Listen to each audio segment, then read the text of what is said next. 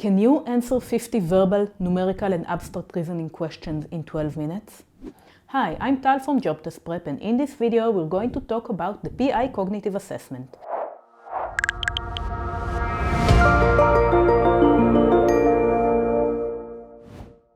The PI cognitive assessment test, formerly known as the PLI test, is a cognitive ability test used by employers all around the world. The purpose of this test is to see whether you've got what it takes to perform the job you've applied for. Your eventual test scores in each of the test sections can tell the employer a lot about you, including your ability to learn, your problem-solving skills, your ability to understand and act upon specific instructions.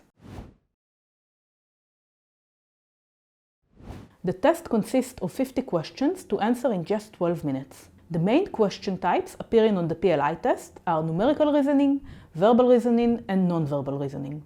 Numerical reasoning questions are used to evaluate how you approach and solve a variety of math-based questions. Questions in this section includes those for numerical theories, word problems, and more.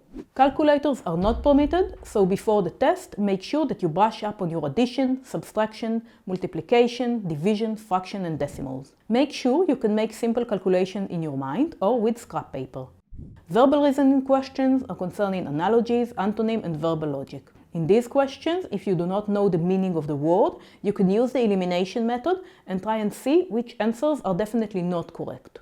Non-verbal reasoning, this section includes questions assessing your spatial, logical, and inductive reasoning ability. You should expect to answer questions in which you decipher and complete patterns as well as mentally manipulate images. In order to figure out the patterns and relationships, look at the following features: colors, shapes, location, rotation, movement, and direction. If you can't see the pattern in a glance, pick one feature on which to concentrate and look for a rule.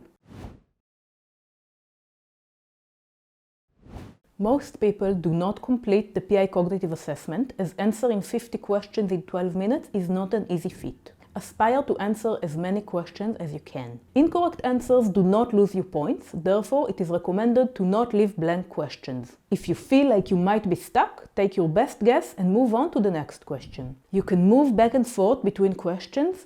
This means that if you choose, you can skip questions in your weaker subject and answer all questions in subject you are confident in first. JobTestPrep provides you with the most up-to-date practice materials on the market. Our pack includes full-length simulations with a real test time limit, complete with answers and full explanations, as well as study guides and extra practice, all geared toward best preparing you for your upcoming exam. That's it for today. I hope you've enjoyed and learned. Now it's your turn to practice. Good luck!